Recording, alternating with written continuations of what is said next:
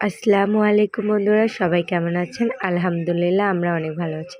আমার আম্মু রাত্রিবেলা রান্না করার জন্য এদিকে মশলা বেটে নিচ্ছে, জিরি ভালোভাবে বেটে নিল, তারপরে পেঁয়াজ বেটে নিচ্ছে, জিরি পেঁয়াজ ভালো করে বেটে নিচ্ছে। আসলে শিলপাটায় বাটলে না রান্নাটা অনেক মজা হয়।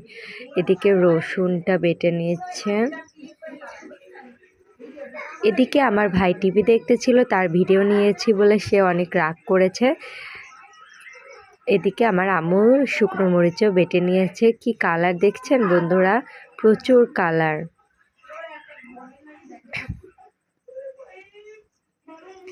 আমার আম্মুর মশলা বাটা হয়ে গেছে, এবার তুলে নিল।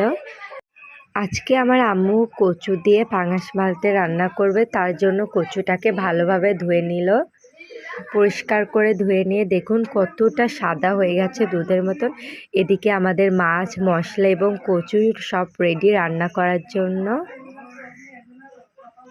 আমার আম্মু বাইরে রান্না করবে, তো আমাদের চুলাটা খোলা আকাশের নিচে রান্না করতে অনেক মজা লাগছে। সারাদিন যে গরম পড়েছে, একটু বাতাস আসছে, অনেক মজা লাগছে।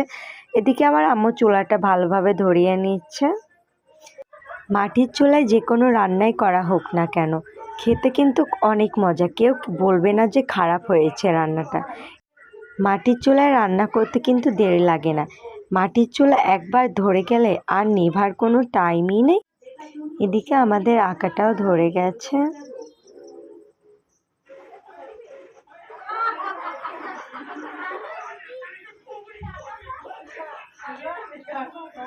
এবার আমার আম্মু কড়াইটা চাপিয়ে মাছে আগে থেকে লবণ লাগিয়ে রেখেছিল, তাই এখন শুধু হলুদ দিয়ে ভালোভাবে মাখিয়ে নিচ্ছে। মাছে আগে থেকে লবণ লাগালে মাছে লবণটা ভালো করে ঢোকে। এদিকে কড়াইটা আমাদের গরম হয়ে গেছে, এবার আমার আম্মু তেল দিয়ে মাছগুলো ভালো করে ভেজে নিচ্ছে। আজকে বাড়িতে পাঙাশ মাছ দিয়ে কচু রান্না করা হচ্ছে। মাছগুলো ভাজা হয়ে গেছে, এবার আমার আম্মু তুলে নিচ্ছে। এবার বাকি মাছগুলো এইভাবে ভেজে নিচ্ছে। এদিকে আমার আম্মু মশলা এবার আমার আম্মু ওই মশলা বাটার ভিতর হলুদের গুঁড়া, লবণ, ধনের গুঁড়া দিয়ে নিল। এদিকে আমাদের এই মাছগুলো ভাজা হয়ে গেছে, তাই আমার আম্মু তুলে নিল। এবার আমার আম্মু ওই মশলা বাটাটা দিয়ে দিল কড়াইতে, ভালো করে ভাজা ভাজা করে নিতে হবে, যেন মশলাই থেকে কাঁচা কোনো গন্ধ না আসে। এদিকে আমার আম্মু অনেকক্ষণ ধরে মশলাটা ভালো করে ভাজা ভাজা করে নিচ্ছে। এদিকে আমাদের মশলাটা তৈরি হয়ে গেছে বলে আমার আম্মু তরকারিটা দিয়ে দিল।